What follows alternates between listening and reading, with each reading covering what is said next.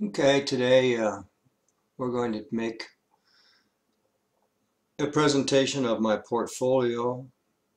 This is not my School of Education portfolio, but much of that has been incorporated into this portfolio, which I initially made as my International Society for Technology and Education portfolio. I'm transferring my School of Education portfolio information 2 pages in this one because I don't want to ultimately lose all of the information. So little by little I am. But you can find the same uh, pages that are going to be identical in content to that of the School of Education portfolio here: instructional strategies, adaptive instruction and assessment, and a credentials page is here. I won't go through them here, but I'll go to the actual School of Education portfolio. I have my full curriculum vita and the link to the School of Education portfolio here. And of course, this is my index page. And of course, Meet Me in the Cloud goes back to the other portfolio and so forth. I do have the introduction that we wrote in Education 200 and with the photograph and so forth. And I have the teaching philosophy page, and it is linked to my influence as a teacher page, and a lot of this has to do with my life's path and experiences in education as both a student and a professional in the university system. I had an interesting life. I talk about it here. And of course, my teaching philosophy, if we go back to that for a minute, was written in the Education 300 class. You know, I could increase this dramatically. I'd love to mention some of Cicero's writings, especially as he talks about children and their education and makes statements that we are bringing them up wrong, that we're bringing them up to be naive, and perhaps we should make them more worldly at a younger age. We don't do it, but there are reasons from his past and his experience as a child, having a broken heart when his father died and he found that his father's friends were not really friends at all. So anyway, these pages are here. And then of course I have the subject knowledge page, which gives a little bit more of my background and some credentials there. And then we have the most important part, which is the instructional strategies, the adaptive teaching, and the assessment page, which are the things we were working on simultaneously with our experiences as student teachers. Because I have embedded videos, it takes a while to load, but it's there, and I do continue to use videos as a part of my writing. When I started teaching, I did, as a student teacher, I did 4 unit plans, 1 for an advanced biology class and 3 for a introductory biology class for 10th graders. But when I started at Mauston High School, I had to develop a syllabus because the staff didn't have one. So I developed a syllabus based on information that they gave me. And I linked the content to standards in an overall program. Here they are. Basically, I tried to cover every science and technology standard that applied to what was being taught in this course. And then I started to develop, in agreement with my cooperating teacher, the units. For the advanced students, the units were, or the unit was, on developing their own web pages where they taught others about cell physiology and cellular organelles and their anatomies. The thing that I ran into in the assessments, which are linked, the adaptive instruction is also linked. The thing that I ran into was that students today don't get much training in writing or making references. They seem to think that an APA citation is a URL. Well, it's not a URL. Also, in my demonstration of my lessons that I taught, which there is a lesson plan. Each heading is linked to a lesson plan, and that also contains standards.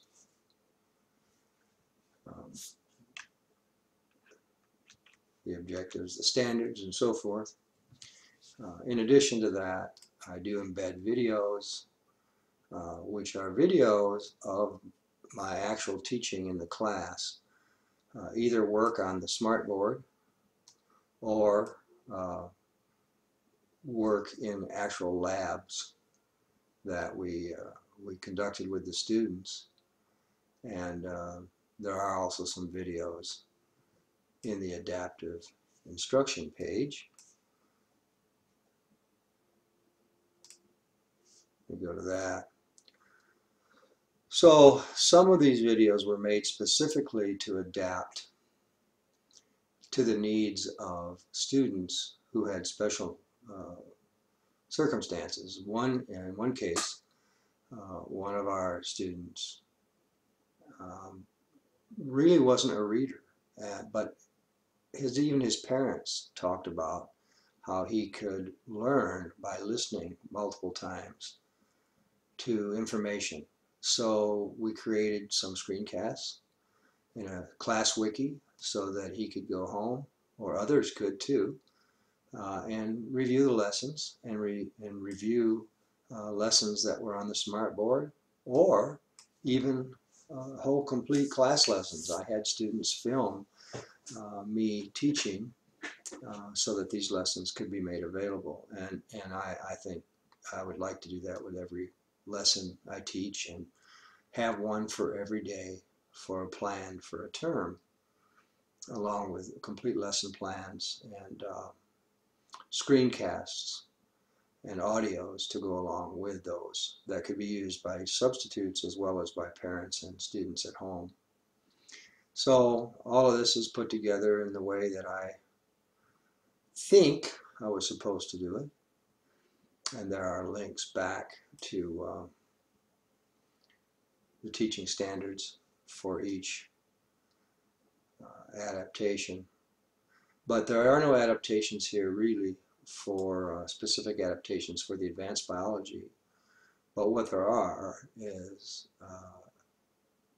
some demonstration of ELT time, which in this school system, interestingly, was done in the morning.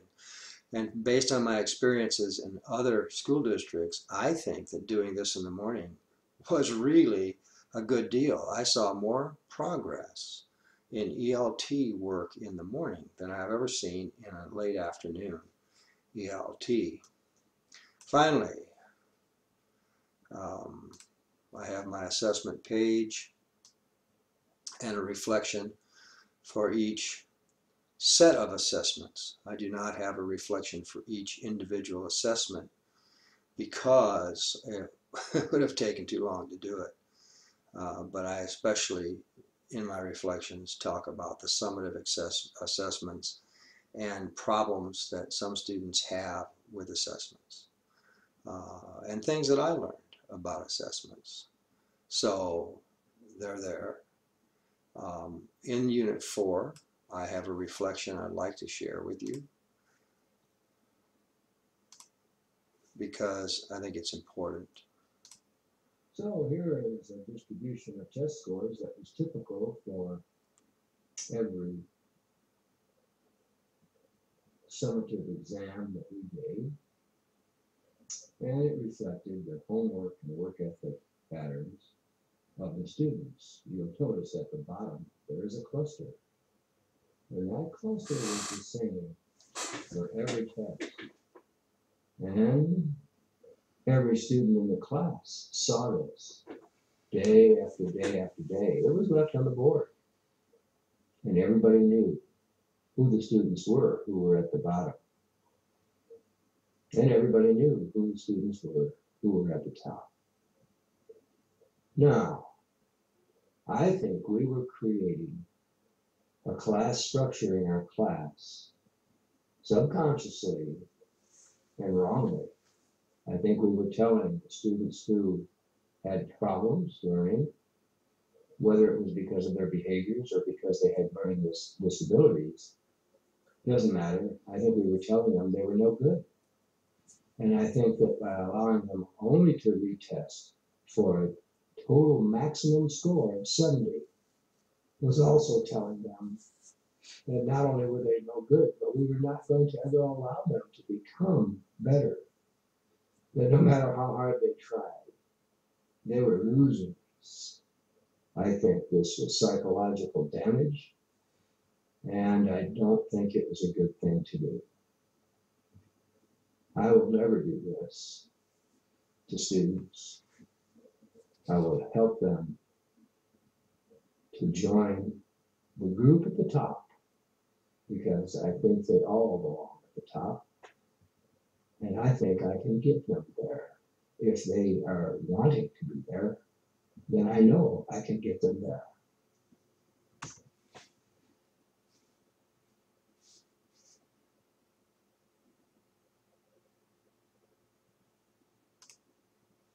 So that's that, and then finally there's my credentials page, and I haven't at this time loaded any of my evaluations from my supervisor.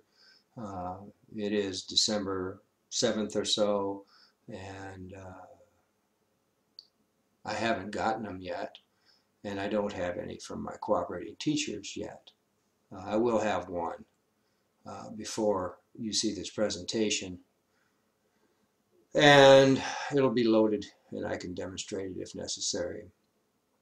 But I do have other credentials, which are evaluations from Practica. I have my Praxis 2 test score linked.